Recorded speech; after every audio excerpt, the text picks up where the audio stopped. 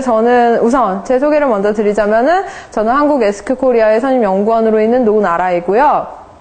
이제 SQ 코리아가 어떤 일을 하는지, 그리고 SQ 코리아에서 얘기하는 그 SQ라는 게 무엇인지 여러분과 같이 이렇게 제가 차근차근히 말씀을 드릴 거고요. 오늘은 그 SQ를 바탕으로 커뮤니케이션을 하려고 하는데, 화두죠? 커뮤니케이션. 그 누구나 다 관심이 있는 그 커뮤니케이션을 어떻게 업그레이드 시키려는지 같이 한번 얘기를 나눠보도록 하겠습니다. 제가 우선 시작하기에 앞서서 질문을 하나 드릴게요. 사과라는 단어를 제가 던졌어요. 어떤 게 생각나세요? 바로 이렇게. 사과. 어떤 게 생각나세요?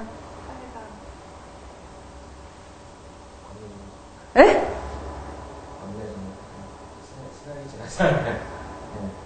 네.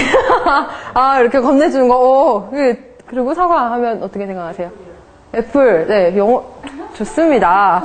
네. 제가 조사를 한번 해봤어요. 사과라는 단어를 던졌을 때 사람들이 어떻게 연관을 지어서 생각을 하느냐. 많은 얘기가 나왔어요. 우선 가장 많이 얘기가 나오는 게 빨간색이다. 당연히 많이 나왔고, 그 다음에 되게 단순하게 과일이다. 사실 저 대답은 처음 들어봤습니다. 네, 잠깐만. 우선 성함이 혹시 최광주 맞으신가요? 네, 제가 어떻게 부를까요? 과장님, 대리님 어떻게 불러야 될까요? 최근 없고요. 네. 교육 담당. 네, 그럼 교육 담당님이라고 해야 되나요? 네, 네, 최담당님. 네, 제가 이렇게 여러 가지 질문을, 이 상황에 대해서 질문을 했을 때 가장 많이 나온 답이 빨간색, 그 다음 과일이다. 저런 답은 많이 특이했었고, 그 다음에 연관되어서 나오는 게 백설공주, 이런 식으로 많이 나왔고, 나이가 젊어지면 젊어질수록, 즉, 어리면 어릴수록 나오는 대답이 저거였어요. 애플. 애플이 단지 영어의 개념이 아니라 지금 그 스티븐 잡스가 만들고 있는 그 애플사에 연관을 해서 굉장히 많이 떠오르더라고요. 그래서 실제 이 애플을 많이 떠오르더라고요. 그래서 애플, 여러분들도 아마 그 애플 기기는 집에 하나씩 들고 계실 것 같아요. 굳이 아이폰 유저가 아니더라 해도 아이패드라든지 아이팟이라든지 하다못해 예전에 그 작은 mp3 그런 거 하나라도 많이들 소지를 하고 계실 건데, 제가 이 애플의 얘기를 꺼내는 거에 있어서는 어떤 이유에서냐면은, 이런 기사를 보았습니다. 아이팟으로 인해서 사람들이 단절되었다는 얘기를 제가 굉장히 많이 들었어요. 혹시 이 말에 동의를 하시나요? 아이팟으로 인해서 사람들이 단절이 되었대. 네. 아이팟보다는 핸드폰에 이제.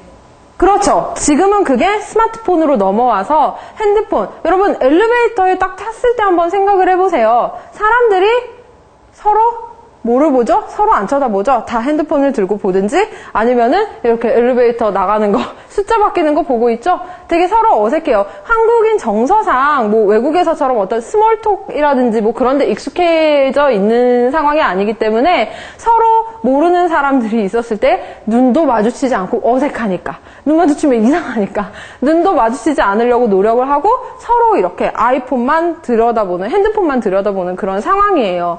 특히 그 사회진흥이라는 데니엘 골먼이 쓴 책에서는 이렇게 얘기를 하고 있습니다. 아이팟으로 인해서 아이폰이 아니라 그 전에 나왔던 그 mp3 기기로 인해서 사람들이 아이솔레이션, 고립화가 되어가고 있다는 거예요. 여러분 한번 생각을 해보세요. 제가 원래 회사를 다닐 때 제가 항상 그 귀에다가 음악을 꽂고 다녀요. 근데 지하철에서 어느 순간 이렇게 돌아봤더니 거의 10명 중 9명이, 특히 젊은 사람이면 젊은 사람일수록 거의 10이면 10, 다 귀에 무언가를 꽂고 뭐를 보든지 아니면은 음악을 듣고 있더라고요.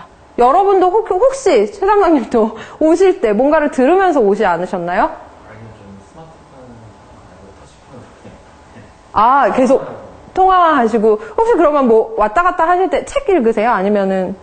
책을 긍정적입니다. 사실 저도 그런 음악을 듣는 생활을 하다가 아니면은 드라마를 보든지 그런 생활을 하다가 우연히 고장이 났어요. 이어폰이. 제 의도가 아니라 이어폰이 고장이 났어요. 그래서 그거를 이렇게 특별히 사러 갈 시간을 따로 낼 수가 없어서 그때부터 제가 그냥 되게 지겹겠다. 왔다 갔다 할 때 뭐를 하지? 라고 생각을 했는데 의외로 할 게 많더라고요.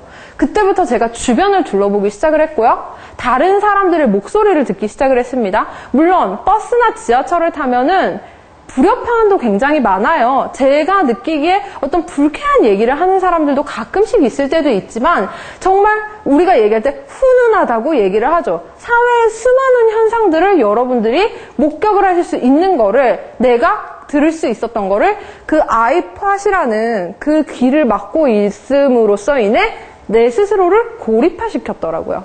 제가 그걸 다시 한번 깨달았습니다. 그러면서 이제 제가 습관을 바꾼 게 그 다음부터는 왔다 갔다 할 때 책을 읽든지 아니면은 그냥 아예 아무것도 뭐 다른 행동을 하지 않고 밖에 이렇게 풍경을 보든지 사람들 목소리를 귀를 기울이든지 뭐 이런 식으로 많이 바뀌었었는데요.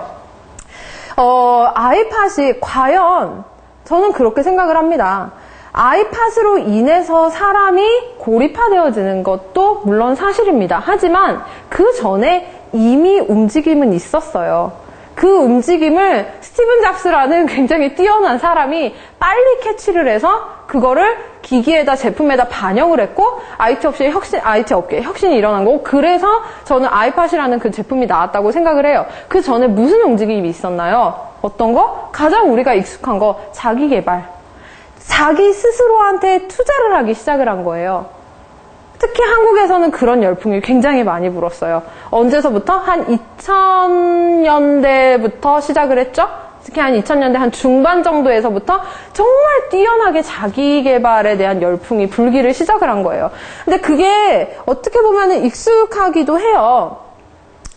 산업화를 통해서 우리나라가 사실 이렇게 막 발전한 지 오래가 되지는 않았죠. 그래서 기업들도 어떤 길게 경영을 한 기업보다는 좀 짧게 경영한 기업들이 많은데 시간이 지남에 따라 이게 어떤 노동에서 지식사회, 정보사회로 넘어가기 시작을 했어요. 그렇게 되다 보니까 개개인의 역량이 굉장히 중요하게 되었단 말입니다. 그래서 그때부터 사람들이 나 자신에게 투자를 해야겠다. 결국에는 내가 잘 돼야겠다. 라는 식으로 열심히 자기 개발에 투자를 하다 보니까 이런 결과가 발생을 했습니다. 지금 여기 안 보이는데 뭐라고 써져 있냐면 셀프 컨피던스. 자신 스스로에 대한 자신감은 굉장히 높아졌어요. 그리고 나 스스로를 소중하게 생각하는 마음이 굉장히 강해졌어요. 내가 소중해서 내가 너무도 소중해서 극단적으로 어떤 현상까지 일어나나요? 자살까지 일어나죠. 내가 너무 소중해서 자살을 하는 거죠. 만약에 다른 사람들까지 그 생각을 한다면은 자살은 할 수가 없어요. 근데 내가 너무 소중하니까 자살까지 연관이 되어지고 그런 현상들이 사회적인 현상들이 나타나기 시작을 했습니다. 그래서 도대체 우리는 어디 있는 거죠? 우리가 사실 혼자서 살아가는 사회 절대 아니에요. 인간은 사회적 동물입니다. 결국에는 사회적 동물이기 때문에 혼자서 살아갈 수 있는 사회가 아닌데도 불구하고 너무 개개인만 정말 자기 개발. 나는 IQ를 높여야 돼. 나는 EQ를 높여야 돼. 자기 스스로에만 투자를 하다 보니까 정말 사회에 같이 걸어 나가는 방법 자체를 이제 잊어버린 거예요. 그래서 극단적으로 나타나는 게 대학생들은 뭐를 따지죠? 회사에 들어가기 위해서 스펙을 열심히 올리고 있죠. 자기 개발 열심히 해서 스펙을 많이 올렸어요. 그런데 직장에 들어갔습니다. 통하지가 않아. 왜? 난 너무 잘났거든. 나 되게 잘났는데 회사에서 나를 이거밖에 인정해주지 않아요. 나는 이렇게 잘났는데 그런 나를 사람들이 못 알아주는 게 너무 나는 답답한 거예요. 그러면서 이제 서로 의사소통이 안 되기 시작하는 거고 같이 일을 해서 시너지를 창출을 해서 함께 뭔가 결과를 도모해야 되는 기업 입장에서는 그때부터 이제 참 어떻게 보면 아이러니하기도 해요. 자기들이 스펙을 열심히 따져가지고 사람들을 골라놨는데 정작 자기들이 요구하는 거는 스펙이 아니라 이 사람들이 함께 어울리지 못해서 너무 힘들다라는 식의 어떤 기업의 문제점도 나오고 청년들 역시도 계속 그런 악순환의 고리가 반복이 되어지는 상황입니다. 여러분 그래서 제가 얘기를 드리고 싶은 거는 IQ, EQ, 자기 개발 물론 중요합니다. 중요해요. 하지만 그 전에 그거를 뛰어넘어서 여러분들이 먼저 가져야 될 거는 사회에 대한 이해도라는 거예요. 여러분 아무리 호랑이가 자기 능력은 굉장히 뛰어나요. 야생에 있을 때에는 정말 기가 막힌 호랑이야. 맹수의 왕이에요. 모든 걸 다 할 수 있어요. 하지만 그 호랑이가 동물원에 가 있다고 생각을 해보세요. 동물원에서 그 호랑이가 자신의 능력을 발휘할 수 있을까요? 발휘할 수 없습니다. 먼저 호랑이가 확인을 해야 되는 거는 그 자신의 사회예요. 여러분 모든 사람들은 쉽게 얘기를 해드리자면 이거예요. 모든 사람들은 새로운 사회에 적응을 했을 때 굉장히 어색해해요. 우리 최 담당님, 여기 딱 처음 오셨을 때, 혹시 여기 플래너스 클럽 회원이신가요? 예. 네, 그러면 여기 이 공간이 익숙하신가요? 조금은? 그러지는 않으세요? 네, 그럼 한번 여쭤볼게요. 처음 왔을 때, 기분이 어떠셨어요? 되게 막 내 집 같고 편안하고 그러던가요? 가정집 같았어요. 네. 그쵸. 예, 분위기가, 오피스텔이다 보니까, 굉장히 다른 강의장하고는 약간 다르게 되게 좋은 것 같기는 해요. 근데, 많은 사람들이 그러죠. 새로운 사회에 먼저 접근을 했을 때, 다 어색합니다. 왜? 그 사회의 분위기를 모르고 그 사회의 성격을 내가 아직 파악을 하지 못했기 때문에 모든 사람들이 어색해해요. 그거는 내가 아무리 잘났건 못났건 이런 거는 상관이 없어요. 근데 사람에 따라서 그 사회에 적응을 했을 때 한 달이 지났을 때 모든 것에 다 적응해서 그 멤버들과 그 사회 기존에 있었던 멤버들과 함께 정말 잘 어울리는 사람이 있는가 하면은 어떤 사람은 한 달이 지나고 2달이 지나고 3달이 지났는데도 그 사회에 적응하지 못해서 되게 어려움을 느끼는 사람들이 있어요. 아무리 잘나면 뭐예요? 그 사회에 같이 적응을 해서 함께 어울리지를 못하는데 그 사회를 먼저 파악을 하고 같이 걸어나갈 수 있는 능력이 필요하다는 겁니다. 그거를 사회지능이라고 얘기를 하는 거고, 즉 개인과 사회의 관계 속에서 필요한 그 지능을 사회지능이라고 하는 거고, 그 사회지능을 바탕으로 했을 때 여러분들이 그 사회 속에서 같이 성공의 길로 걸어갈 수 있는 이 시너지 효과를 낼 수 있다는 거예요. 그래서 이 사회지능에 대해서 이제 제가 간단하게 얘기를 해드렸고요. 자, 그래서 제가 결과가 이거죠. 이제 우리가 필요한 거는 IQ랑 EQ가 아니라, 사람은 이제 다들 잘났으니까 당군일의 최고의 인재들이라고 하죠. 참 잘났어요. 그러니까 이제 정말 우리한테는 필요한 거는, 정말 우리에게 요구되어지는 거는 바로 이 SQ다. 자, 그래서 새로운 관계의 패러다임 SQ에 대해서 제가 말씀을 드리려고 합니다. SQ, 제가 앞에서 얘기 드렸듯이, 자, 이거예요. 사회를 기준으로 했을 때 먼저 그 사회를 파악을 하고 상대방, 그 사회 속에 있는 다른 타인의 감정과 의도를 읽고, 그리고 그 사람들과 함께 잘 어울릴 수 있는 능력을 SQ라고 얘기를 해요. 딱 처음에 사람들이 들었을 때는 제일 많이 오해를 하는 게 무엇이냐? 그러면 성격 좋은 거네. 성격 좋은 거네. 좋아서 사람들이랑 잘 어울리는 성격이네. 라고 오인을 하기가 쉬운데, 이게 성격이 좋은 게 아니라는 게, 제가 한번 질문 한번 드려볼게요. 제 성격 어떤 거 같아요? 너무 단도직입적인 거야. 제가 소극적인가요? 아니면 적극적인가요? 제 성격 어떤 거 같아요? 적극적인. 네. 네, 저는 이때까지 제 성격 이상해 라는 소리를 사실 들어본 적은 없어요. 성격은 언제나 밝았었고 항상 이렇게 좀 긍정적인 편이에요. 그랬는데 저는 정말 제가 그런 줄 알았어요. 저는 제 성격이 지구상에서 제일 좋다고 생각을 했던 적도 있었어요. 그랬는데 그런 제가 대학교 때 이런 일이 있었어요. 친구가 남자친구를 데리고 와서 저한테 소개를 시켜주겠다고 얘기를 하더라고요. 그래서 알았어. 그럼 남자친구 데리고 와 라고 얘기를 했어요. 데리고 왔는데 남자친구가 밥을 먹자고 얘기를 하는 거예요. 그래서 전 그게 너무 싫은 거야. 갑자기. 그 밥 먹는 그 자리 자체가 너무너무 불편하고 싫은 거예요. 새로운 사람이랑 밥을 먹는 게 너무 익숙하지 않고 너무 불편한 거야. 그래서 제가 얘기를 했어요. 밥은 좀 싫고 그냥 나중에 차나 한잔 해요. 그리고 그 친구의 남자친구는 되게 뻘쭘하게 자리를 떠야 하는 슬픈 사연이 있었습니다. 그래서 제가 그때 들어와서 집에 들어오고 나서 저도 친구한테 되게 미안하더라고요. 뒤늦게 생각을 해보니까.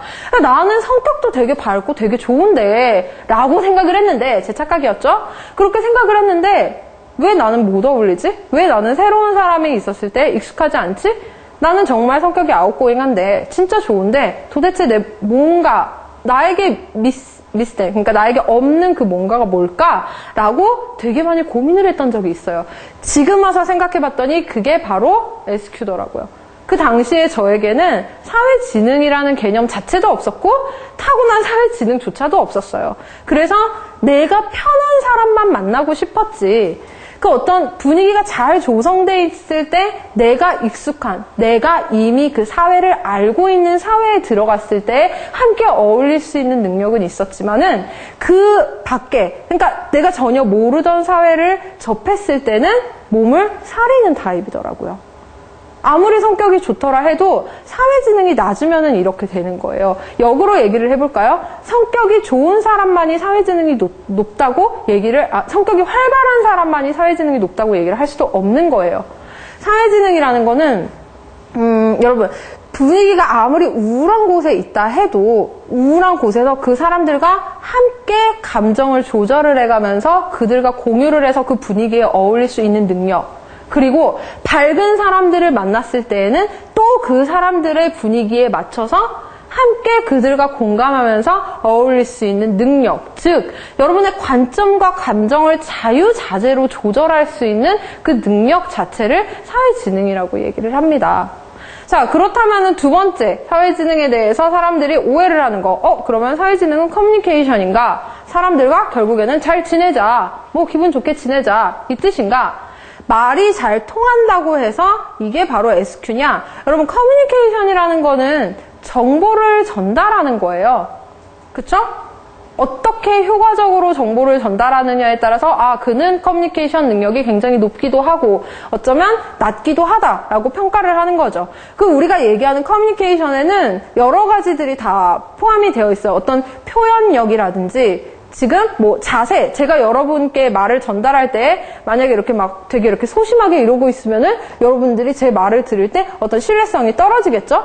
자세라든지 또는 제스처, 그리고 제 목소리 톤, 내가 어떤 단어를 사용하는지, 내 목소리의 크기, 이 모든 것들이 커뮤니케이션에 포함이 되어집니다. 하지만 이것은 단지 효과적으로 정보를 전달하기 위한 하나의 스킬이에요. 그래서 커뮤니케이션 스킬이라고 하는 거예요. 스킬일 뿐이지 그 자체가 다른 사람을 공감하게 만드는 지능은 아니라는 것입니다. SQ는 쉽게 얘기하자면 이거예요. 정말 많은 사람들이 있어요. 사람들이 얘기를 하죠. 자기와 성격이 맞지 않은 사람은 나 저 사람이랑 말이 안 통해 라고 얘기를 합니다. 그쵸? 왜? 서로 다르니까 말이 안 타고 얘기를 하는데 SQ가 높은 사람은 그 모든 사람들이 함께 어울릴 수 있는 판을 짜주는 사람이라고 생각을 하시면 돼요. 그 SQ 높은 사람이 판을 만들어서 이 사람은 IQ가 되게 뛰어난데 EQ가 완전 바닥이야. 도저히 남의 감정을 느낄 수 없어. 그런 사람도 같이 끼워 넣고, 이 사람은 IQ는 완전 바닥인데 감성은 완전 감정 되게 풍부해. 그 사람도 같이 끼워 넣고, 되게 막 이렇게 왕따같이 찌질한 사람인데 그래도 뭔가 있어 보여. 이 사람도 같이 끼워 넣고, 이 모든 사람들의 관점을 조정을 해서 함께 어울릴 수 있는 능력을 찾을 수 있는 거. 그래서 SQ가 높은 사람이 21세기에 원하는 리더라고 얘기를 할 수 있는 것입니다. 그 판을 짜는 그 사람, 그 사람이야말로 사회지능이 높은 거죠. 자, 그래서 아까 제가 말씀을 드렸듯이 사실 이 SQ라는 개념 자체는 제가 만들어낸 게 아니에요. 다니엘 골먼이라는 사실 이 SQ라는 개념 자체는 다니엘 골먼이 만든 것도 아니죠. 벤다이크가 1920년에 이미 사회지능이라는 개념은 나왔어요. 그러나 이게 대두가 되고 우리에게 진짜 필요하다라고 느껴진 거는 그때부터 이제 화두가 됐던 거는 2000년대였었거든요. 특히 대중화가 된 거는 다니엘 골먼이라는 사람이 사회지능에 대해서 되게 강조를 많이 했었고 21세기에 성공을 위한 가장 중요한 지능이다라는 것을 얘기를 했었는데 그때 우리나라는 2006년도에 어떤 바람이 불었냐면은 제가 아까 얘기 드렸듯이 자기계발의 바람이 불었어요. 그 중에서도 부자 바람이 불었어. 그래서 어떤 책이 유행했냐면 왜 부자 아빠, 가난한 아빠 그런 책 있죠? 그때부터 막 그런 책이 굉장히 유행을 해서 사람들이 어떤 사회지능, 함께 어울리는 능력을 중시하다기보다는 자신 스스로에 대한 투자가 되게 많이 필요했던 그거를 굉장히 강조를 했었던 그런 시대였었거든요. 근데 이 다니엘 골먼이 사회지능을 이렇게 나누었습니다. 사회적 자각과 사회적 능력을 가진 이 두 가지를 모두 가진 사람이 사회지능을 이 두 가지가 사회 지능의 필요 요건인 거예요. 그래서 제가 하나하나 얘기를 해드릴게요. 사회적 자각, 먼저 사회를 깨닫는 건데, 이거는 작게는 나와 어떤 개인에서부터 나와 한 사회까지 스펙트럼을 크게 보시면 되거든요. 자, 우선 원초적 감정이입이 뭐냐면, 누군가가 울고 있어요. 누군가 표정이 좋지 않아요. 그럼 알겠죠? 아, 저 사람이 무슨 일이 있구나. 그 사람이 울고 있다는 걸 알고 있을 거고, 그 다음에 또 하나, 누군가가 웃고 있으면, 아, 저 사람이 신나구나. 그러면서 여러분들이 보통 어떤 반응을 보이냐? 누군가가 웃고 있으면 같이 웃어요. 누군가가 울고 있으면 같이 울어요. 원초적으로 그 사람과 같은 감정을 갖게 됩니다. 이게 왜 그러냐면 이거는 제가 그냥 막 지어내는 게 아니라 이게 신경과학적으로 증명이 된 거예요. 사람의 모든 몸속에는 거울신경세포가 존재를 해요. 그리고 혹시 들어보셨나요? 거울신경세포라는 단어를? 네. 거울신경세포가 존재를 하기 때문에 여러분이 내 상대가 느끼는 감정을 나도 동일하게 느끼는 거예요. 특히 이 부분에 대해서 특화되어 있는 게 유아일 때 굉장히 그게 강하죠. 그래서 자녀 양육을 할 때 어머니가 되게 잘 웃으시고 밝게 하시면은 아이가 그거를 그만큼 배우는 거고요. 그거에 따라서 어떤 감정이 형성이 되는 거예요. 여러분 예를 들자면 이거죠. 원초적 감정이입이 안 되는 경우를 생각을 해봤을 때 모든 사람들이 이제 장례식에 분위기가 이렇게 다 슬퍼하는 상황인데 나 혼자서 막 낄낄낄낄낄 웃고 있다. 자, 그러면은 문제가 있는 거죠. 네, 그런 어떤 가장 기본적인 그런 개념을 원초적 감정이입이라고 얘기를 하고요. 참고로 여러분께 말씀을 드리는 거는요. 이제 앞으로 혹시 결혼하셨나요? 네, 결혼 안 하셨고, 네, 안 하셨고, 네, 이제 앞으로를 위해서 제가 잠깐 말씀을 드리자면은 원초적 감정이입을 생각을 했을 때 여러분이 정말 주의를 해주셔야 될 게 감정을 캐치를 하는 거. 네, 여러분 다른 사람의 감정을 따라할 때 폭력 가정에서 자란 아이들은 수많은 감정 중에 웃는 것을 제외한 나머지 감정을 분노로 받아들인다고 해요. 네, 그래서 왜냐면은 폭력에 있어서 자기를 방어하려고 노력을 하기 때문에 다른 감정들을 분노로 읽는 기질이 굉장히 강해진다고 얘기를 합니다. 그게 무슨 말이냐? 원초적 감정이입 자체가 안 되는 상황이 되는 거죠. 네, 그래서 어렸을 때 그 교육이 굉장히 중요한 거고 부모님의 감정, 그 미러링이 굉장히 중요한 거거든요. 그리고 그렇게 사회적 자각 첫 번째이고 두 번째는 이제 파장 맞추기라는 건데 이건 뭐냐면 네, 파장 맞추기는 이제 여러분들이 제가 얘기를 했을 때 제 얘기를 잘 들어주는 거예요. 되게 간단한 거예요. 그냥 표면적인 거. 내가 무슨 얘기를 하면은 상대방이 얘기를 했을 때 그 사람의 목소리에 귀를 기울이는 거. 그거를 파장 맞추기라고 얘기를 하고요. 그리고 세 번째로 구체적 감정이입은 단지 귀를 기울이는 것이 아니라 제가 지금 여러분께 지금 정보 전달을 하고 있어요. 그렇죠? 여러분과 저희가 커뮤니케이션을 하고 있어요. 그랬는데 이걸로 멈추는 것이 아니라 여러분들이 제가 느끼는 감정을 같이 느낄 수 있는 거. 혹시 느낄 수 있으신가요? 제 마음이 전해지고 있나요? 네, 저는 어떻게든 여러분께 이 SQ에 대해서 말씀을 많이 드리고 싶고 제 강의를 통해서 뭐 많이 변하다기보다는 저런 개념도 있었고 정말 내가 관심을 가져볼 만하구나 라는 생각을 했으면 좋겠다는 지금 그런 마인드로 여러분께 강의를 전달을 하고 있을까요? 네, 그러고 있어요. 네, 그런 거를 여러분들이 느낄 수 있는 제 감정을 읽을 수 있고 타인의 감정을 느끼는 그 과정을 구체적인 감정이입이라고 하고요. 마지막으로 사회적 인지는 뭐냐면 사회를 아는 거예요. 제가 말씀드렸죠? 먼저 사회를 알아야죠. 내가 속해 있는 그 사회, 내가 이제 들어가야 되는 그 사회가 어떤 분위기가 형성이 조성이 되어 있는지 아까 얘기 드렸듯이 그 장례식장도 그 하나의 사회가 조성이 됐기 때문에 거기에서 나오는 그 아우라, 그 감정이 있죠? 같이 공통적으로 느끼는 감정을 그 사회를 읽고 느끼는 그거를 사회적 인지라고 얘기를 합니다. 자, 그렇다면 이렇게 사회적으로 깨달았어요. 알았어요. 이 사회가 어떤 분위기인지, 이 사람이 어떤 분위기인지, 이 어떤 내가 느낌을 깨달았으면 그 다음부터 해야 되는 게 아는 것만으로 끝나는 것이 아니라 사회적 능력, 그거를 나타낼 수 있는 능력이 있어야 돼요. 그게 사회지능이라는 거예요. 그래서 첫 번째는 일체성. 일체성은 되게 쉬워요. 똑같은 행동을 하는 거예요. 아시죠? 같은 행동을 했을 때 사람들이 호감이 많아진다는 거 아시죠? 그래서 제가 만약에 웃고 있으면은 하다못해 마치 원초적 감정이입처럼 제가 웃고 있을 때 같이 웃는 사람을 좋아합니다. 네, 그에 대한 실험은 굉장히 여러 가지 있어요. 그런 걸 일체성이라고 얘기를 하고, 두 번째는 자기 표현인데 굉장히 많은 사람들이, 특히 굉장히 많은 한국인들이 여기에서 발을 딱 멈춰요. 자기 표현에 익숙하지가 않은 거죠. 여러분, 자, 제가 한번 질문을 드릴게요. 극단적으로 한번 얘기를 해볼게요. 정치를 한번 따져볼까요? 여기에 좌가 있고 우가 있습니다.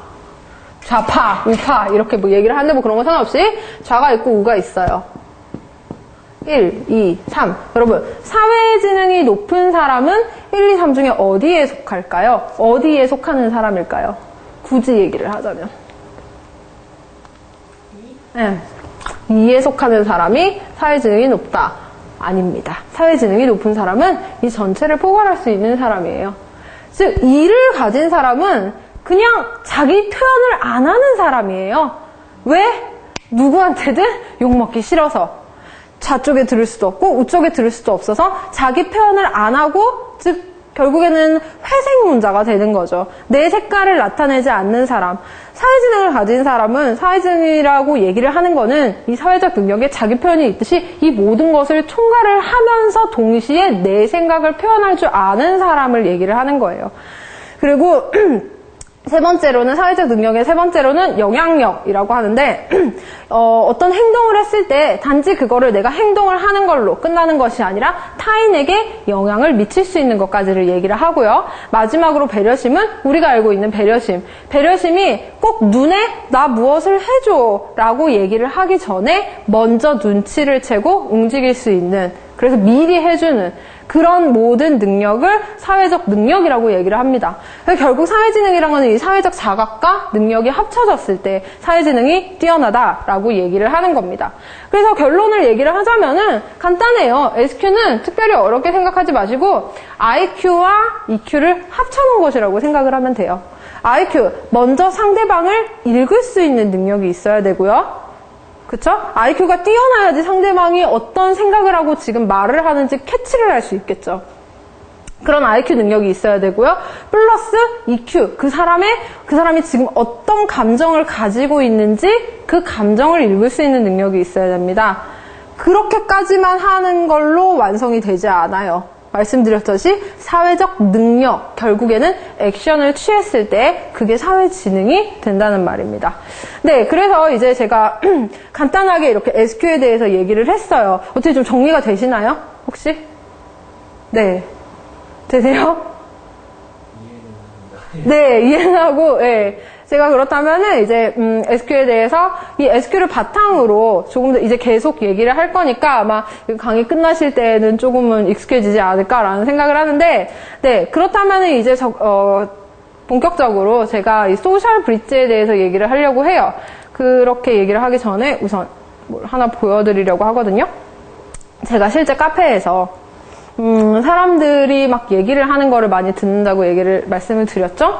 그날도 어느 그날도 제가 이제 카페에 나가서 혼자서 이렇게 뭐 책 읽고 있으면서 하다가 우연히 옆에 어떤 여자분 2명이서 얘기를 하는 거를 듣게 됐어요. 근데, 나이가 많아 보이지는 않으시더라고요. 한 20대 초반 정도로 보이는데 말하는 거를 들어보니까 직장을 다니시는 분들인 것 같았어요. 그래서 그분들이 나눴던 그 대화를 워낙에 좀 대화가 흥미로워서 제가 그 대화를 한번 각색을 해봤거든요. 그들이 사용하는 단어와 그런 것들을. 자, 이런 식으로 얘기를 하시더라고요. 혹시 보이세요?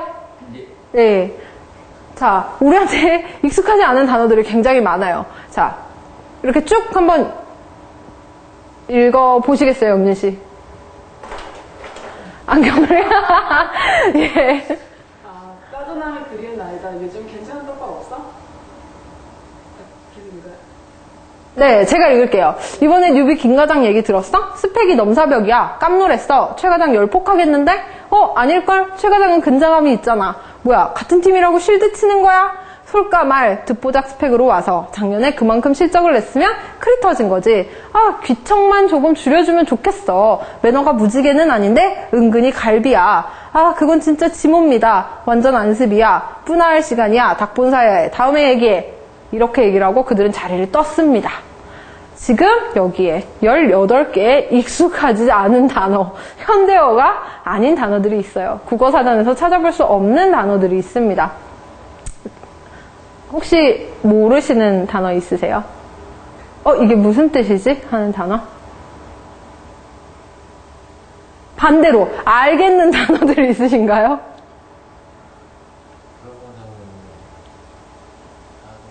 네. 예. 떡밥도 들어보셨고. 예, 한번 찾아볼까요? 무슨 뜻인지? 제가 한글로 해석을 해보겠습니다. 네. 먼저 따뜻한 도시 남자. 이건 아시죠? 따뜻한 도시 남자가 그리운 날이다. 떡밥, 괜찮은 이야깃거리를 얘기할 때 요즘 젊은 사람들이 떡밥이라고 되게 많이 표현을 한대요. 그래서 괜찮은 이야깃거리 없어? 그랬더니 뉴비는 새로 들어온 멤버를 얘기를 해요. 새로 들어온 김과장 얘기 들었냐? 스펙이 넘사벽이다. 넘을 수 없는 4차원의 벽을 약자로 줄였을 때 넘사벽이라고 얘기를 하는 거거든요. 그리고 열폭한다. 이게 열등감 폭발한다는 뜻이에요. 자, 그랬더니 또 다시 얘기를 합니다. 아닐걸? 최 과장은 근자감이 있잖아. 근자감, 근거 없는 자신감. 즉, 무턱대서 도대체 뭐를 믿고 있는지는 모르겠는데, 되게 자신감이 뛰어난 사람. 그 사람을, 그런 거를 근거 없는 자신감, 근자감이라고 얘기를 하고요. 같은 팀이라고 쉴드 치는 거야? 쉴드가 영어로 방패죠? 지금 감싸주는 거야? 라고 얘기를 하는 거고, 솔까말, 솔직히 까놓고 말해서, 듣보 잡스펙으로, 듣도 보도 못한 잡스펙으로 와서, 그만큼 실적을 냈으면은 정말 잘한 거지. 크리터진 거, 크리티컬 이렇게 팍 터졌을 때를 얘기를 하거든요. 이건 게임 용어더라고요. 정말 잘한 거지. 귀척, 귀여운 척만 줄여주면 좋겠다. 매너가 무지개. 이건 저도 정말 헷갈렸었는데, 매너가 무지개. 무지개 매너. 이거거든요. 무지개를 앞으로 갖고 오는 거예요. 그래서 무지 개매너는 아니까 그 매너가 되게 안 좋지는 않은데 은근히 갈비야. 갈수록 비호감이야. 이 단어 아시죠?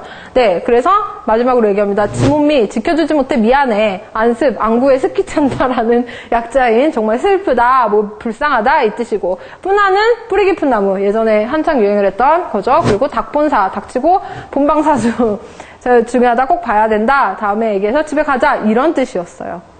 되게 혹시 이제는 아시겠나요? 얘네들이 무슨 얘기를 하는지? 네. 처음에 저도 들었을 때 되게 깜짝 놀랐어요. 이런 인터넷 용어들이 있다는 거를 알았는데 이들이 정말 입으로 그 단어를 사용할 줄은 정말 저도 상상을 못했었거든요. 그래서 그때 얘기를 들으면서 요즘 애들이 라고 얘기를 하기에는 요즘 젊은 사람들이 이런 단어를 사용하는구나. 나도 정말 그들을 이해를 해야겠구나 라고 다시 한번 깨달았었는데, 그렇게 하다가 제가 하나 연구 보고를 발표한 거를 보게 됐는데요. 요즘 젊은 사람들이 그렇게 언어를 짧게 쓰는 이유, 지금 보시면 다 줄임말이죠? 다 약자들을 사용을 하고 있습니다. 많은 새로 신기한 단어들도 사용을 하기도 하고, 주로 한 80%가 다 말의 줄임말이에요. 그래서 고속터미널 이런 것도 뭐 고터 이런 식으로 친구들은 막 약자로 사용하기도 하고 하는데, 자, 왜 그런지 사용을 해봤더니 그들이 자라올 때 원래 한국에는 익숙하지 않았던 어떤 하나의 신종 기기가 한국에 굉장히 익숙해지게 됐어요. 무엇이냐? 여러분 지금 다 들고 있는 거예요. 뭐죠? 네? 네, 스마트폰. 얘기하자면 그때 당시에는 스마트폰은 없었을 거고 핸드폰이죠.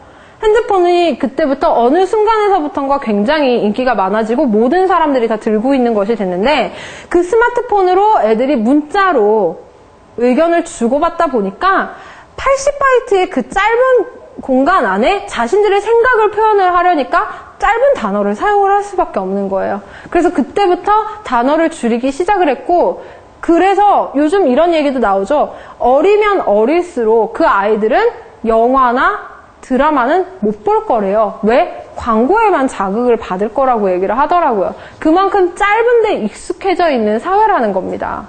자, 그래서 그거를 그들의 하나의 문화로 지칭을 했을 때, 아까 보았을 때 그들이 여러 가지 은어들을 참 많이 사용을 했어요. 왜 은어를 사용을 하는 걸까요? 왜 그들은 그들만의 은어를 사용을 해서 굳이 대화를 나누는 걸까요? 왜 은어를 사용? 그러니까 우리의 어떤 세대의 문화를 분석하지 말아라. 너네들과 다르고 싶다라고 하는 배타적인 그들과, 예, 그럴 수도 있죠? 네, 맞습니다. 그리고 혹시 다른 의견 또 있으신가요?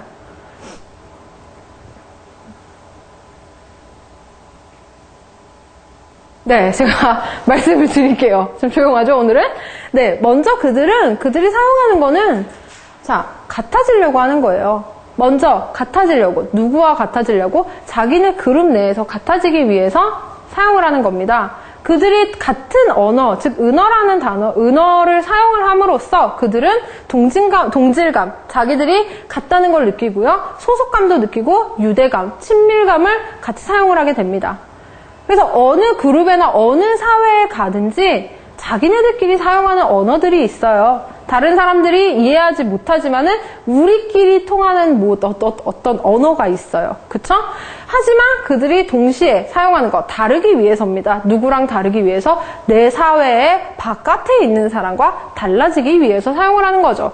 그들과 차별성을 두는 거고요. 차별성을 줌과 동시에 약간의 우월감 그리고 자부심을 느끼기도 하는 거죠.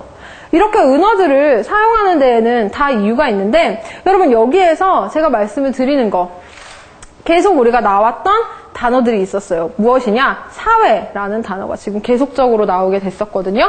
그래서 제가 한번 찾아봤어요. 사회가 무슨 뜻이냐?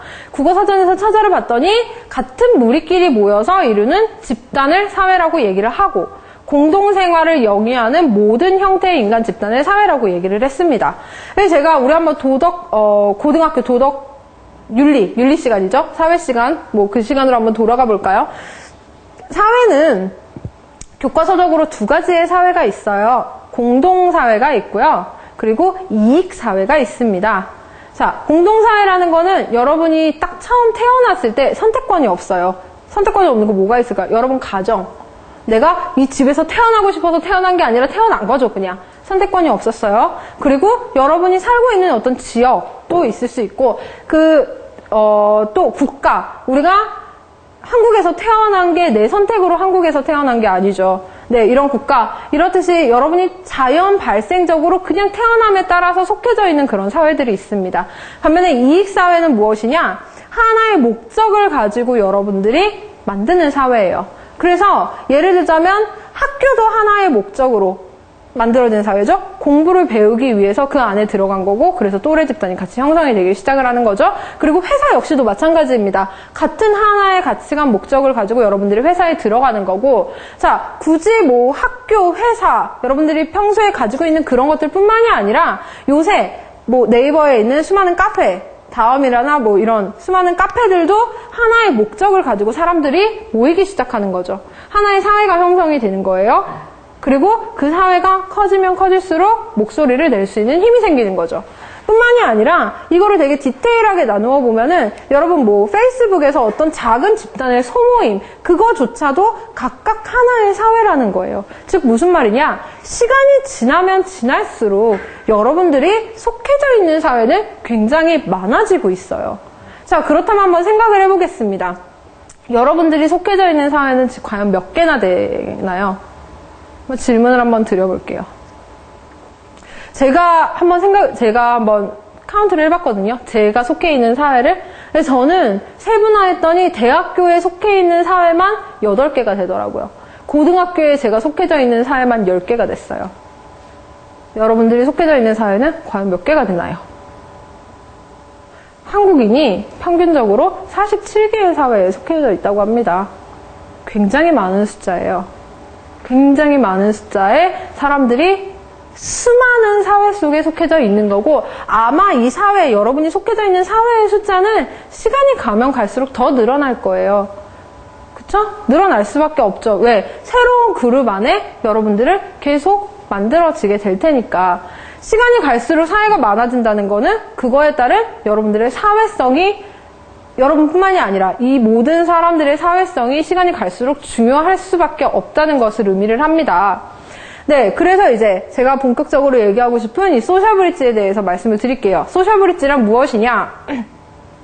아까 말씀드렸던 이 SQ, 사회지능을 기반으로 공감대를 형성하기 위한 코드라고 제가 정의를 내렸어요. 예를 들자면 그거예요. 어떤 공감대를 형성하기 위해서는 사실 가장 먼저 얘기를 해야 되는 게 언어죠. 공감대를 먼저 말이 통해야 되니까요. 그리고 하나의 스킨십이 될 수도 있는 거고요. 어떤 간단한 배려심에서 나온 매너, 우리 몸에 익숙해진 매너, 그거 자체로도 어떤 공감대를 형성하기 위한 하나의 코드가 될 수도 있습니다. 근데 제가 여기에서 하나를 먼저 여러분께 말씀을 드리고 싶은 게, 제가 이거를 준비를 하다가 그때 당시에 한 일화가 떠올랐는데, 낙곰수 아세요? 네, 들으시나요 혹시? 들으세요? 낙곰수? 안 들으시는구나. 네.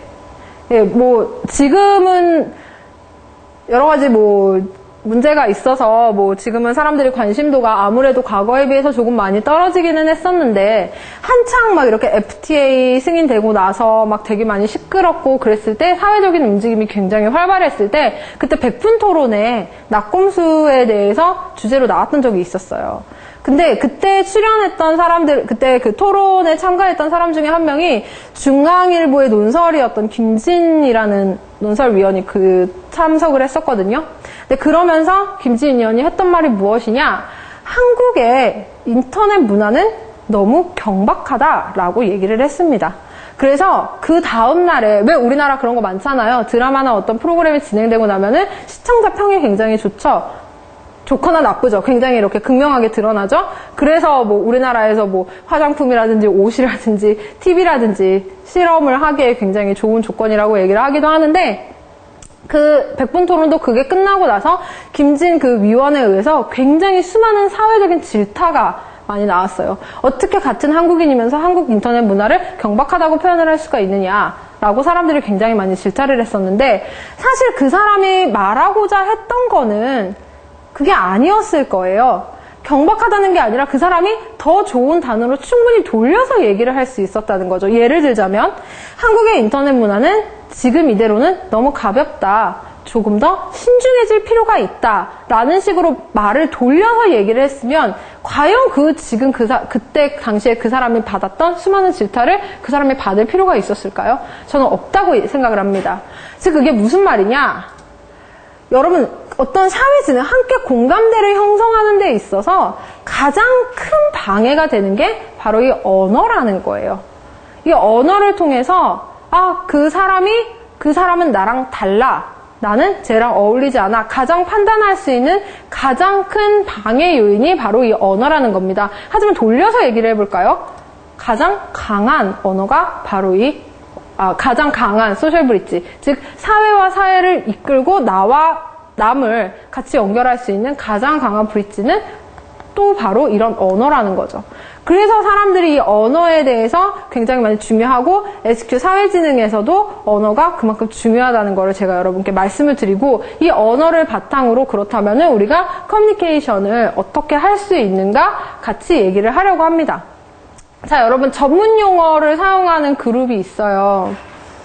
자, 우리가 전문 용어라고 얘기를 했을 때 가장 먼저 떠오르는 그룹 뭐 있으세요? 전문 용어를 사용하는 그룹. 네, 의료계. 우리가 알아듣지 못하는 굉장히 많은 전문 용어들을 사용하죠? 또 있나요, 혹시? 네, 가장 대표적인 두 그룹에 대해서 얘기를 하셨어요. 의료계와 법조계는 전문 용어를 사용을 합니다. 그들은 왜 전문 용어를 사용할까요? 저는 그렇게 생각을 해요. 사람들이 못하도록 전문 용어를 사용하는 거예요. 그쵸? 만약에 모든 사람들이 의료계와 법조계의 전문 용어를 사용할 수 있다면, 실제로 특히 법조계 같은 경우에는 개인이 그러니까 스스로를 변호할 수 있는 거 아시죠? 특별히 변호사를 고용하지 않아도 스스로 변호를 할 수 있습니다. 근데 못하는 이유가 그 법원이라는 공간에서 사용하는 단어 자체가 우리가 일상에서 사용하는 용어랑 너무너무 달라요. 그 전문 용어가 있는 거예요. 사실 그래서 저는 사람들이 대학을 들어가는 이유도 그 전문 분야에서 사용하고 있는 언어를 배우기 위해 대학에 들어가서 그거에 익숙해지는 하나의 과정이라고 생각을 하거든요.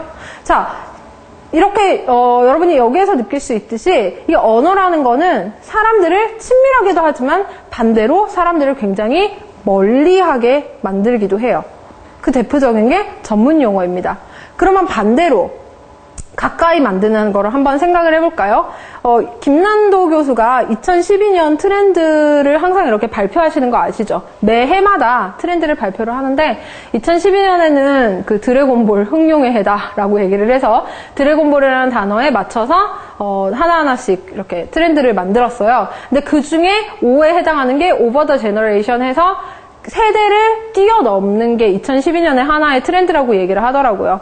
그게 무슨 말이냐면은, 그걸 역으로 생각해보면은, 그 전에는 세대 간의 격차가 있었다. 세대 간에 공감되지 않는 세대를 뛰어넘을 수 없는 무엇인가가 있었다는 얘기죠.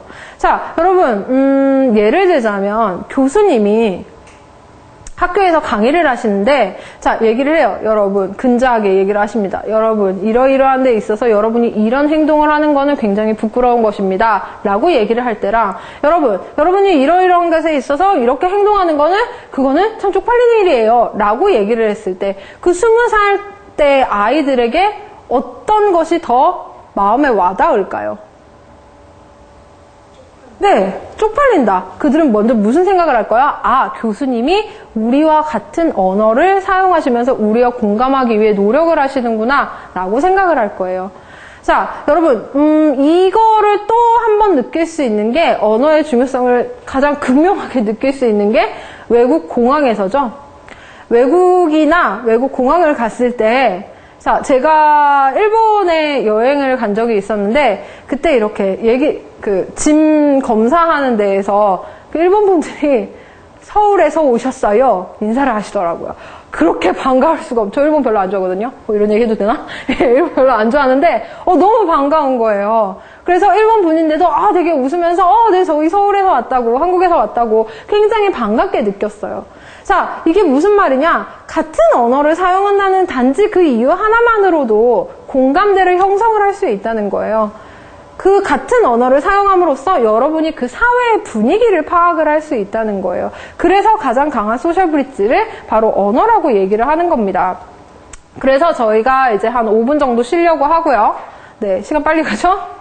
듣는 사람은 어땠을지 모르겠지만 5분 정도 쉬고 나서 그렇다면 이 소셜 브릿지 언어를 어떻게 활용을 해야 될지, 과연 이 언어를 모두 다 배워야 하는지, 어떻게 해야 되는지 그 부분에 있어서 제가 정리를 하도록 하겠습니다. 네, 5분 쉬도록 할게요. 그다음에 연이어서 자, 이제 소셜 브릿지에 대해서 말씀을 드렸고, 그렇다면 우리가 이거를 어떻게 이용을 했냐에 대해서 이제 말씀을 드리려고 해요. 자, 말씀드렸듯이 굉장히 수많은 사회에 우리가 지금 살아가고 있습니다. 여러분이 속한 사회는 어쩌면 제가 말씀드렸던 그 평균 47개보다 더 많은 사회에 여러분들이 살고 계실지도 몰라요. 근데 그렇다면 여기서 질문. 이 사회에 각각 가지고 있는 언어들을 여러분들이 다 배우셔야 할까요? 배워야 할까요? 네, 정답은 맞습니다.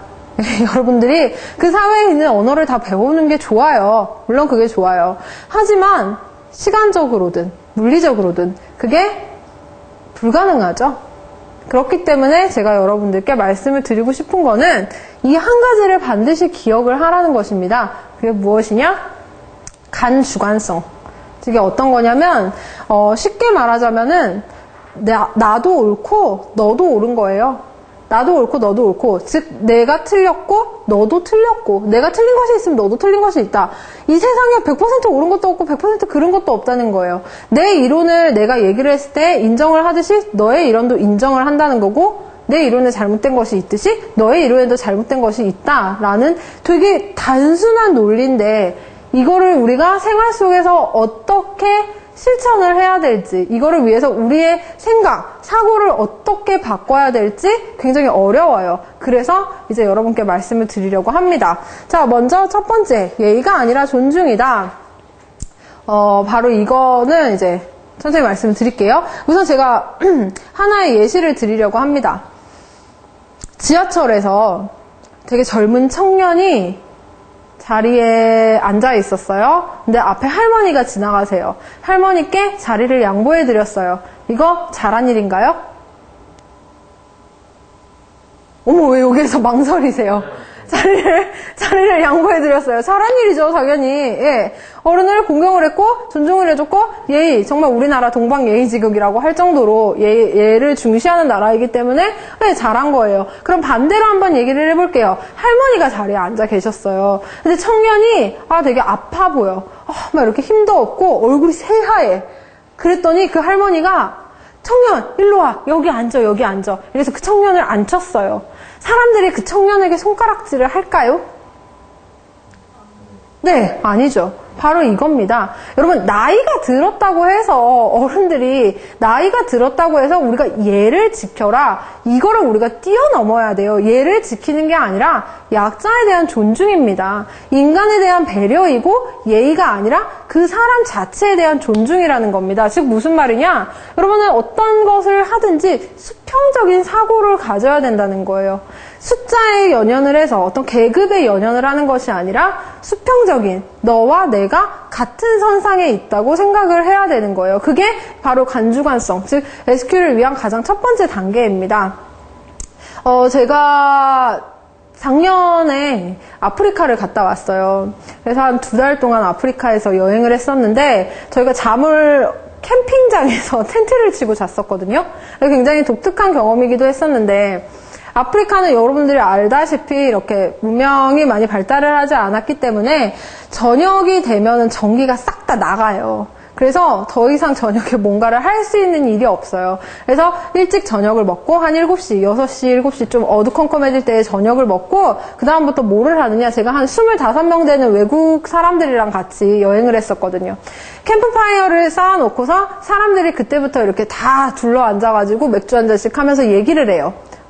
되게 간단한 얘기를 하기도 하고, 너는 뭐 한국에서 뭐 했어? 너는 뭐 호주에서 뭐 했어? 막 이런 거 얘기를 하고, 같이 오랜 시간 여행을 하다 보니까 굉장히 많이 친해지고, 자기의 생각도 나누고, 뭐 그런 시간이 있었거든. 시간을 항상 저녁마다 가졌었는데, 하루는, 제 친구 둘이서 이렇게 막 되게 열띠게 토론을 하는 거예요. 그래서, 무엇인가 봤더니, 되게 질문 자체가 간단했어요. 달은 움직인다면 왜 움직이는가? 네, 그 당시에 만약에 지금 한국에 있다면 바로 인터넷 두드려서 찾아보겠죠? 스마트폰 있으니까 스마트폰 검색해서 찾아보겠죠? 근데 여러분, 아프리카였어요. 아무것도 안 되는 상황이었습니다. 뭐 컴퓨터로 확인을 할 수 있는 상황도 아니고, 그렇다고 우리가 손에 확인을 뭔가를 쥐고 있는 상황이 아니었기 때문에 서로 그 말을 통해서 얘기를 할 수밖에 없었는데, 그때 딱 2명이 굉장히 강하게 그런 토론을 했었거든요.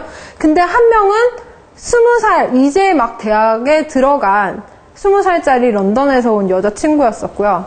한 명은 역시 영국에서 온 남자분이었었는데 38살짜리 한 회사의 CEO셨어요. 이 2명이 되게 열띠게 토론을 하는 거예요. 그래서 저는 이렇게 멀리에서 이렇게 옆에서 이렇게 보고 있었어요. 걔네들이 무슨 얘기를 하나. 그래서 이 마틴이라는 이 CEO와 스테판이라는 이 여자애가 둘이서 막 얘기를 하는데 문득 그 상황을 봤더니 그런 생각이 들더라고요. 이런 광경을 내가 과연 한국에서 볼 수 있을까? 여러분 한번 생각을 해보세요. 상상을 한번 해볼까요? 한국에서 38살짜리 굉장히 성장해서 되게 좋은 어제 혹시 주병진 쇼 보셨나요? 주병진 쇼에 30대에 성공한 이렇게 CEO들, 청년 CEO들 3명이 나왔거든요. 네.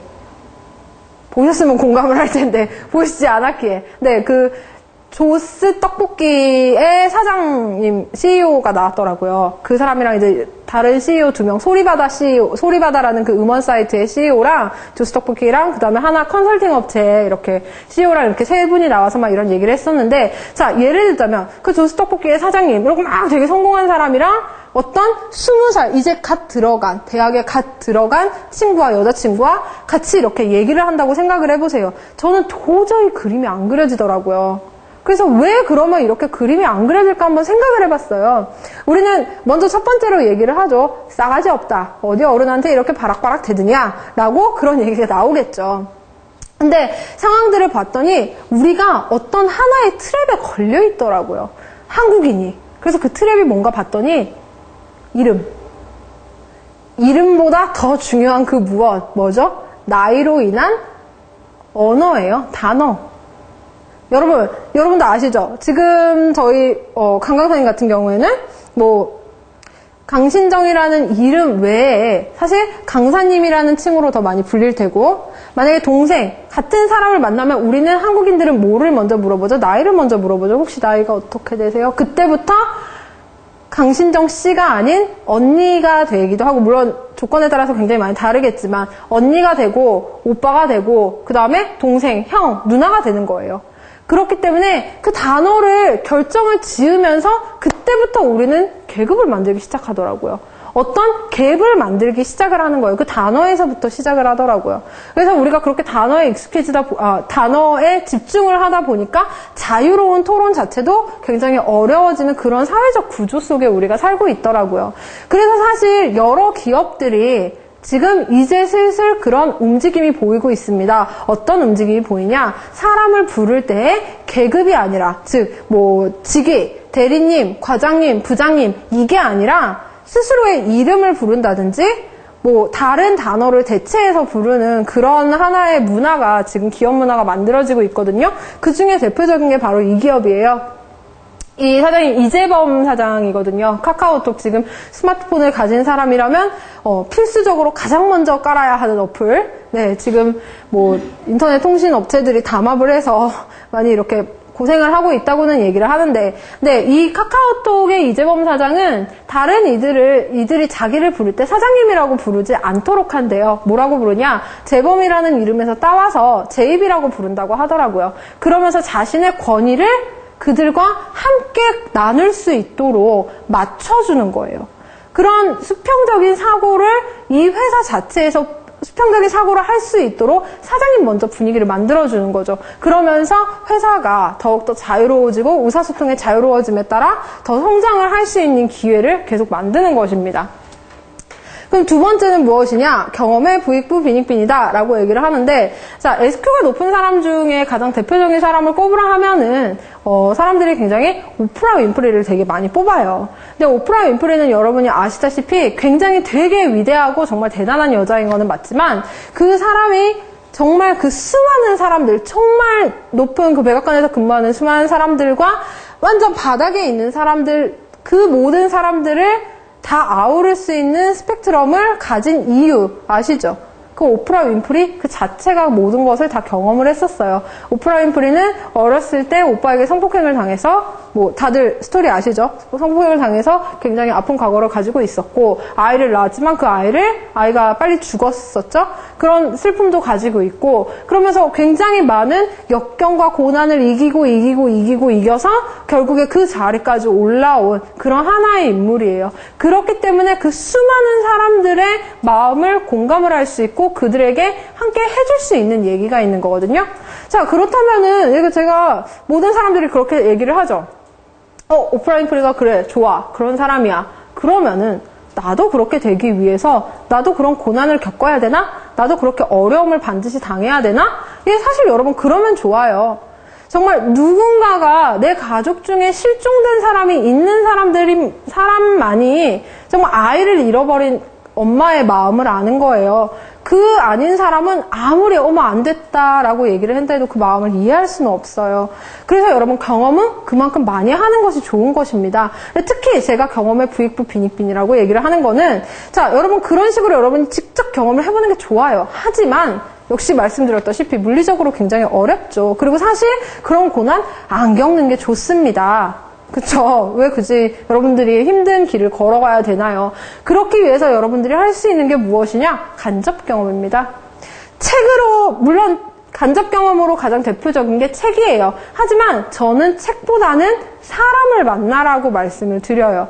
사람을 만나서 그들의 표정과 목소리와 그들이 나오는 그 진정성을 여러분들이 직접 느꼈을 때 그들이 느꼈던, 여러분이 경험하지 못했지만 그들이 경험한 그 모든 것들을 반이라도 여러분들이 이해를 할 수 있다는 거예요. 그리고 특히 자, 여러분들이 사람을 만날 때에 있어서 성격이 내가 굉장히 조용하고 소심하기 때문에 나는 이 자리에 나가지 않을 거야. 사람을 만나는데 조금 어려워 라고 생각을 한다면 여러분은 계속 그 자리에 고립되어 있는 거예요. 계속 그 자리에 있을 수밖에 없어요. 하지만 먼저 첫 번째 발걸음을 새로운 사회에 여러분이 발걸음을 딱 내딛었을 때 그 사람들과 함께 맺는 그 관계의 기쁨을 알게 되었을 때 그 사회로 인해 또 다른 사회에 진출할 수 있는 힘을 얻을 수 있는 거고요. 그 새로운 사회에 들어갔을 때 자, 이런 식으로 피라미드식이죠.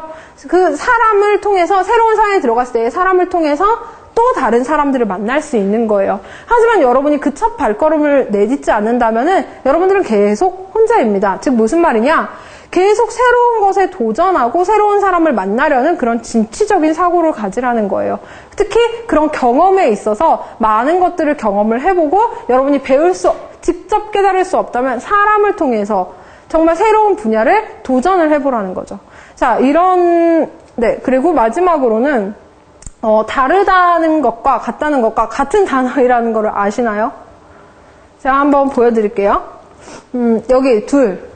색깔이 다르죠? 네. 다르죠? 다른가요? 네. 다르지 않습니다. 같습니다. 자, 무슨 말이냐? 여러분이 편협하게 시각을 했을 때에는 달라 보일 수밖에 없어요. 하지만 여러분의 시각을 높였을 때 같아집니다. 제가 그래서 그게 무슨 말이냐면은 즉 개방적인 사고를 가지라는 말씀을 제가 지금 드리려고 하는데 우리나라에도 지금은 있어요. 버스, 어떤 버스? 장애인 버스 있는 거 아시죠? 다들 지금은 쉽게 우리나라에서도 볼 수 있죠? 근데 이 장애인 버스가 독일에서 먼저 시작이 됐어요. 네. 지금 우리나라 한국에 들어와서는 장애인 버스라고 얘기를 하는데 독일은 거의 모든 버스가 다 그 모양으로 되어 있거든요. 모든 버스가 그렇게 될 수 있는데 그 먼저 시작을 할 때 이렇게 시작을 했대요. 대중교통이라 함은 모든 사람들이 탈 수 있는 교통수단이라는 거죠. 장애인도 우리와 다르지 않은 같은 사람이니까 그 사람들도 탈 수 있는 버스를 만들어야 된다라는 생각으로 만들어진 게 대중교통, 지금 우리가 이용하고 있는 장애인 버스입니다. 즉 무슨 말이냐? 그들은 그 장애를 가지신 그 휠체어에 있는 사람들을 다르다고 생각을 한 게 아니라 같다고 생각을 했어요. 더 넓은 범주로 생각을 해서 그들을 위한 것이 아니라 그 모든 사람들이 같이 탈 수 있는 대중버스를 만든 거예요. 여러분 결국에는 다르다는 게 같다는 거고 같다는 게 다른 거예요. 그 개념에 대해서 여러분들이 잘 이해를 하셨으면 좋겠어요. 편협한 시각으로 어느 일정 부분에만 집중을 하는 것이 아니라 더 넓이 보면서 나와 이 사람이 다르다면 이 사람과 나와 같은 거는 무엇인가 찾아볼 수 있고 더 여유로운 시각을, 그런 사고방식을 가져야 된다는 말씀입니다. 자, 그래서 이제 구체적으로 이런 커뮤니케이션을 업그레이드 하기 위해서 무엇을 해야 되냐 말씀을 드리려고 하는데, 먼저 첫 번째는 당신을 침묵하게 하는 사람을 만나라 라고 얘기를 했습니다. 이게 무슨 말이냐면은 여러분들 편한 사람들만 많이 만나고 싶어 하죠. 저도 보면은 만나던 사람들을 만나게 되더라고요.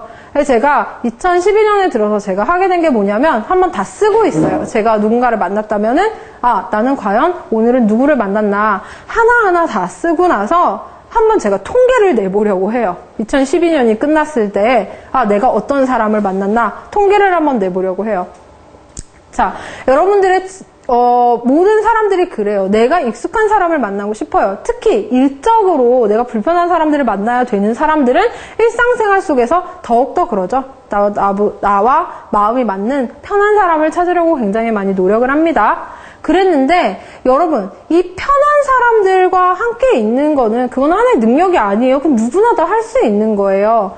근데 한번 여러분들을 침묵하게 만드는, 같이 만났을 때 할 말이 없어서 여러분들을 조용하게 만드는, 여러분을 불편하게 만드는 친구를 한번 만나보세요. 그런 사람을 한번 만나서 여러분들이 그 시간을 한번 딜링을 해보라는 겁니다. 그런 식으로 여러분들이 그 사람들과, 나와 잘 어울리지 않던 사람들과 함께 어울리면서 아까 말씀드렸던 개방적인 사고, 진취적인 사고, 그리고 수평적인 사고를 바탕으로 했을 때 이 사람과 내가 어떻게 커뮤니케이션을 이끌어가고 있고 이 사람이 어떤 생각을 가지고 있는지 여러분들이 직접 경험을 해보라는 거예요. 그래서 여러분들이 이렇게 당신을 침묵하게 하는, 여러분들을 불편하게 하는 사람을 만나라는 게 하나의 팁이고요. 두 번째는 이제 공감 코드를 묻는 질문으로 대화를 시작하라 라고 얘기를 했는데, 카네기가 이런 얘기를 했다고 하죠. 여러분들이 만약에 불편한 사람이 있으면은 그 사람이 취미를 먼저 물어보아라 라고 얘기를 했다고 하더라고요. 그 사람의 취미가 만약에 등산이다. 그러면 등산에 대해서 질문을 던지래요. 그럼 그 사람은 등산에 대해서 신이 나서 막 얘기를 하는 거예요. 한번 우리 가정을 한번 돌아볼까요? 어렸을 때 생각을 해보면은 참 그런 거 많이 있죠. 부모님이 얘기를 하죠. 부모님은 나름 우리랑 얘기를 하고 싶어서, 자녀분들과 얘기를 하고 싶어서 얘기를 합니다. 너 요즘 학교에서 잘 지내냐? 되게 단순한 질문이에요. 근데 그때의 사춘기에 정말 예민한 학생들은 그렇게 대답을 하죠. 아, 무슨 상관이에요? 신경 쓰지 마세요. 그때부터 이제 모든 대화는 단절이 되는 거죠. 여러분 한번 돌려서 공감 코드를 묻는 질문으로 한번 질문을 했다고 예상을 해봅시다. 어떤 질문을 했냐? 요즘 애들 스마트폰 가지고 많은 시간을 보내고 있죠? 그럼 엄마가 한번 다가갈 때 그렇게 물어보는 거예요. 요새 이렇게 사진 찍으면 연예인이랑 닮은 꼴 나오는 그런 어플 있다던데, 그런 거 있다던데, 그거 뭐야? 엄마도 알려주면 안 돼? 여기서 여러분 팁이 있죠. 내가 대답할 수 있는 질문을 했을 때 그거에 대해서 마다하고 싶은 사람 아무도 없어요. 얘기를 해주고 싶어 해요. 그거는 나이가 어린 사람이건 나이가 많은 사람이건 상관이 없어요. 즉, 그 사람이 공감할 수 있는 거, 그 사람이 얘기를 해줄 수 있는 거, 그 사람이 좋아하는 것을 질문을 하라는 겁니다. 그렇게 질문을 했을 때 그 대화가 연이어지고 그 대화를 바탕으로 더 알 수 있는 기회를 만들 수 있는 거예요. 그래서 제가 하나의 팁을 주려고 하는데, 마음을 닫게 하는 대화의 비결이 있습니다. 자, 반대로 이것들을 피해 가시면 되죠. 마음을 닫게 하는 거. 얘기를 했을 때, 나 이 사람을 진짜 얘기 안 해야지. 딱 이렇게 정말 싫은 사람이 있으면 반드시 한번 해보라고 권해드리고 싶은, 자, 그런 대화의 비결 여기 있습니다. 첫 번째, 처음부터 끝까지 내 얘기만 늘어놓는다. 네, 여러분 아시죠? 많은 사람들이 자기 얘기하는 거 굉장히 좋아해요. 그래서 다른 사람 얘기 절대 듣지 않고 내 얘기만 주장창 넣어놓는 거예요. 자, 하나의 능력이죠. 두 번째, 상대방이 말을 끝나기 전에 도중에 끼어든다. 이런 거 이렇게 토론 프로그램 같은 거 보면은 그 사람의 성격 다 나오죠, 사실. 어떤 사회자가 진행을 한다든지 상대방이 얘기를 할 때 중간에 말을 툭툭 끊으면서 들어가는 사람들이 있어요. 굉장히 매력적이에요. 네. 자, 그리고 세 번째, 상대가 거부감을 느끼는 주제를 찾아서 화제를 삼는다.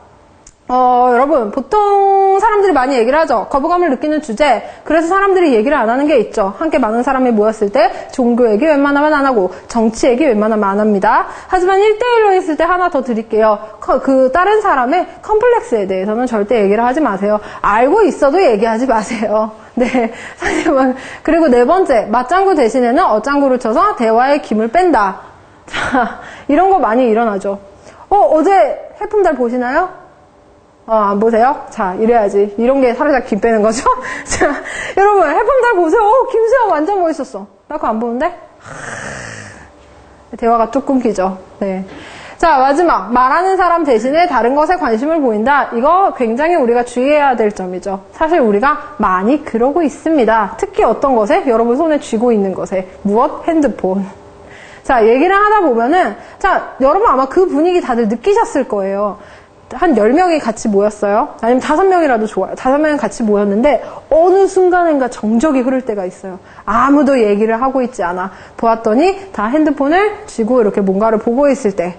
자, 그럴 때 굉장히 많아요. 사실 그게 하나의 패단이라고 얘기를 하는데, 자, 이런 식으로 말하는 사람 대신에 다른 것에 관심을 보여서 그 사람의 대화를 뚝 끊게 만드는 거. 자, 이거를 그냥 마음을 닫게 하는 대화의 비결로 제가 잠깐 여러분께 말씀을 드리는 거고요. 먼저 세 번째로는 이제 SNS를 적극적으로 활용하라 라고 얘기를 하는데, 혹시 페이스북 하시나요? 네, 다들 하시나요? 네, 트위터도 하시나요? 트위터도 하세요? 혹시 연동돼서 사용하세요? 아니면 따로 사용하세요? 연동해서. 왜 트위터랑 페이스북이랑 왜 다르게 사용하세요? 왜 두 개 다 사용을 하시나요?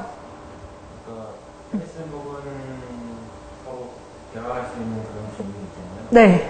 이렇게 댓글 달고 그러는 기능 얘기하는. 네. 그리고 트위터 같은 경우에는 일방적으로 제가 흘러가는 이야기만 사람들이 볼 수 있기 때문에 그렇게 하는 거고, 팔로워수를 많이 늘리는 게 어떤 목적이고요. 네. 제가 전달하고 싶은 것도 그쪽으로 많이 활용할 수 있는 방법이 있기 때문에 하나의 정보 수단으로. 네네, 좋습니다. 예, SNS. 자, 이거는 페이스북도 물론 해당이 되지만, 특히 트위터에서 제가 여러분들께 가장 말씀을 많이 드리는 거예요. 자, 여기에서 SNS를 많이 활용하라는 건 뭐냐면요. 오프라인에서 사람을 만나기 시작을 하다 보면은 사실 아까 말씀드렸듯이 익숙한 사람들만 만나게 됩니다. 오프라인에서 아예 새로운 사람을 만나는 거는 쉽지 않아요. 여러분들이 어디 뭐 이렇게 카페에 가서 사람이 있다고 해서 당장 이렇게 가서 뭔가 그 사람의 얘기를 귀를 기울인다든지 그런 거는 쉽지 않아요. 하지만 온라인상에서는 가능합니다. 특히 트위터나 페이스북 같은 경우에는 물론 인위적으로 페이스북 같은 경우에는 이렇게 아예 비공개로 많이 그렇게 하기는 하는데 또 안 그러는 사람들도 많아요. 기능을 몰라서인지 아니면 의도적으로 그런지는 모르겠지만 페이스를 오픈해놓는 사람들은 많아요. 그럼 여러분 SNS를 사용을 할 때 그냥 내가 익숙한 사람들, 뭐 싸이월드 같이 내가 익숙한 사람들, 일촌으로 맺어진 사람들, 뭐 페이스북 같은 경우에는 나와 친구인 사람들만 가서 확인을 할 것이 아니라 수많은 사람들, 여러분 정보 다 뜨는 거 아시죠?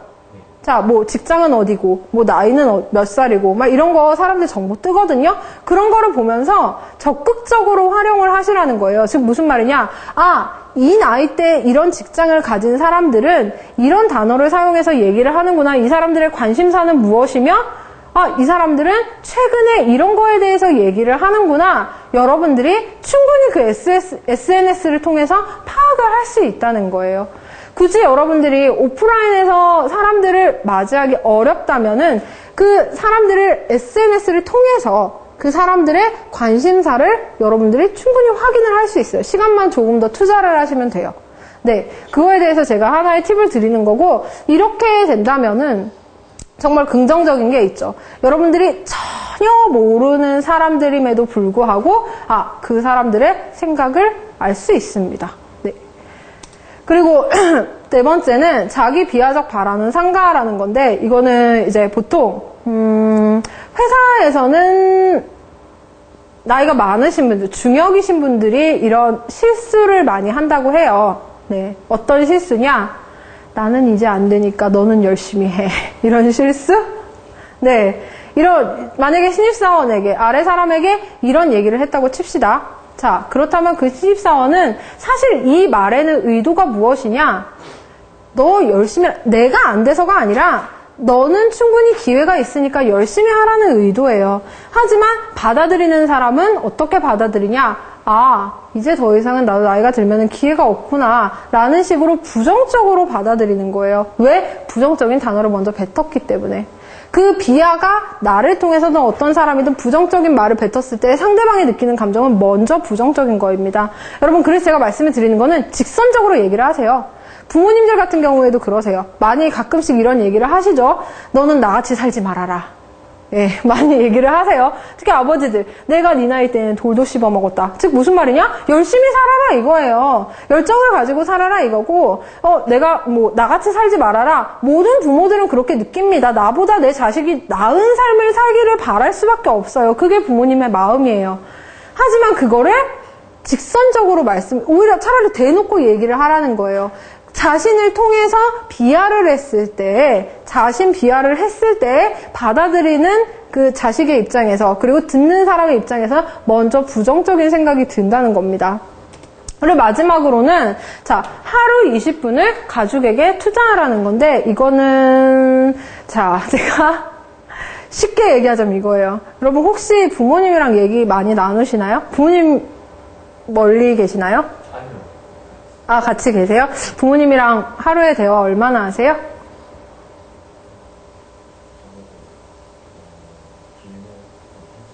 길면 1시간. 되게 긍정적이시네요. 네. 네. 그리고 혹시 부모님이랑 대화 하시나요? 5분? 네. 근데 사실 평범한 거예요. 왜냐면은 서로 이렇게 직장 다니고, 특히 학생이면 학생인 대로 바쁘고, 직장을 다니면 직장 다닌 대로 바쁘고, 또 부모님들도 각자 하시는 일이 있기 때문에 서로 되게 많이 바빠서 얼굴이 부딪힐 시간조차 없어요. 저 역시도 되게 바쁠 때에는 아침에 밥 먹을 때 엄마랑 그 부모님과 같이 이렇게 뵙고, 그러고 나서 그냥 끝이에요. 그날 하루 뭐 그냥 다 지나고 정말 특별히 시간을 내지 않는 한 부모님과 지속적인 대화를 나누기라는 되게 힘든 건데 제가 여기서 말씀드리고 싶은 건 여러분 뭐 이거 하나만 있으면 사실 다른 거 다 필요 없어요. 여러분 SNS 뭐 이런 거 다신 거 하나도 안 해도 돼요. 무슨 말이냐? 여러분들 아버지가 어떤 사회에 지금 속해 있는지 아버지의 사회에서는 어떤 대화를 나누고 있는지 우리 어머니가 내가 회사를 갔을 때 내가 직장을 갔을 때 학교를 갔을 때 우리 어머니는 과연 집에서 무슨 일을 하고 계시는지 그거를 먼저 확인을 하라는 거예요. 여러분 멀리 가실 필요 없어요. 그 얘기 있죠. 큰 차를 움직이는 거는 작은 키이다. 멀리 가실 필요 없다는 겁니다. 먼저 가장 기본적인 것부터 여러분들이 시작을 하세요. 그게 바로 SQ예요. 그래서 이제 뭐 여러 가지 SQ가 있는데 그 중에서 가장 대표적인 거 사실 우리가 가장 집중을 해야 되는 게 바로 이 가정 SQ 중에 하나인데 제가 말씀드리고 싶은 게 그거예요. 멀리 가지 마시고 굳이 왜 회사의 중역들의 생각을 파악을 합니까? 물론 해야 되죠. 그 전에 아버지 연령대의 사람들이 어떤 대화를 하시는지 어떤 관심사를 가지고 그분들의 공통적인 고민은 무엇인지 내 아버지를 통해서 배우라는 거예요. 왜 다른 사람들의 목소리에 귀를 기울이면서 내 가족들에게는 목소리를 기울이지 않나요? 네. 그래서 여러분들이 다른 더도 말고 덜도 말고 하루에 20분, 하루 더 길면은 물론 좋죠. 하지만 이렇게 바쁜 현대인들에게 수많은 시간을 기대하기는 굉장히 어렵기 때문에 네, 하루에 20분 여러분의 가족에게, 내 아버지께, 내 어머니께, 그리고 내 언니에게, 동생에게 그들의 삶은, 그들이 속해져 있는 사회에서는 어떻게 살고 있는지 귀를 기울여 보라는 겁니다. 네, 제가 이제 여기까지 사실 강의는 마쳤어요. 네, 시간이 많이 걸릴 줄 알았는데 생각보다 일찍 끝나서 정말 다행입니다. 걱정을 많이 하고 막 빼놨었거든요, 제가. 네, 시간이 일찍 끝나서 굉장히 다행인데, 제가 강의를 마치고 나면 항상 하는 말이 있어요. 이제 여러분들이 얘기는 들었어요. 이 수많은 얘기를 들었을 때, 이제 이 행동을 하느냐, 하지 않느냐는 여러분들의 선택입니다. 네, 이제 앞으로는 여러분한테 남았는데, 박경철 원장이 이런 얘기를 했었죠. 사람은 말과 생각과 말이 그 사람이 아니라 선택과 행동이다 라고 얘기를 했었죠. 즉 여러분들이 어떤 행동을 하느냐, 내가 아무리 생각을 하고 아무리 말로 뱉었다 한들 그게 나의 선택으로 이루어지지 않고 나의 행동으로 이루어지지 않는다면 그거는 여러분이 아니라는 거예요. 여러분들이 여기에서 뭐 어떤 생각을 듣고 제 강의뿐만이 아니라 모든 강의에 다 마찬가지예요. 모든 강의, 여러분들이 책을 읽고 무언가를 깨달았을 때도 마찬가지입니다. 그걸로 끝나는 것이 아니라 그거를 여러분들이 행동으로 이끌어가고 선택으로 이끌어갔을 때 그때 여러분들이 진짜 빛이 난다고 저는 생각을 합니다. 자, 마지막으로 제가 여러분들께 말씀을 드리고 싶은 거는 어린 왕자 이야기예요. 어린 왕자 읽어보셨나요? 읽어보셨어요? 네. 다들 어린 왕자 얘기하면은 참 많이 떠오르는 거 있죠. 여우가 기다리는 거. 자, 네가 3시에, 뭐 4시까지 온다면 3시부터 나는 설레일 것이며, 뭐 관계에 대해서 굉장히 많이 얘기를 하는데, 여우가 아니라 어린 왕자가, 어린 왕자 책을 보면은 그런 장면이 나와요. 사막에 있어요, 어린 왕자가. 사막에 있는데, 그 표현은 사막이라고 얘기를 하지만, 막상 그 책 속에서 나오는 모든 묘사들은 사막이 아닙니다. 기차가 있고요. 잘 가꾸어진 정원이 있고요. 우물이 있습니다. 무슨 말이냐? 사막에 어디 정원이 있고 우물이 있겠어요. 즉 사람들이 살고 있는 곳이에요.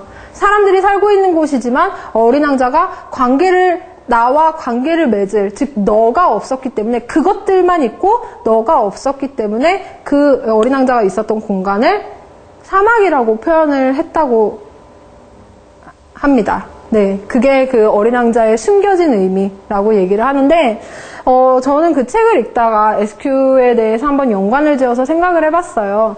자, 우리가 사회의 언어가 다 있다고 하듯이, 어린 왕자가 그 사막에서 만났던 수많은 사람들, 왕, 부자, 어떤 경제적, 세금을 걷는 사람, 그 수많은 사람들과 어린 왕자는 결국에 관계를 맺지 못하고 돌아섰어요. 그는 사막에 있을 수밖에 없는데, 자, 여러분, 만약에 어린 왕자가 그들 사회에 말을 할 수 있었다면은, 그들이 사회 속에, 그들이 사용을 하고 있는 그 언어를 어린 왕자가 알고 있었다면은, 저는 과연 그가 끝까지 사막에 있었을까요?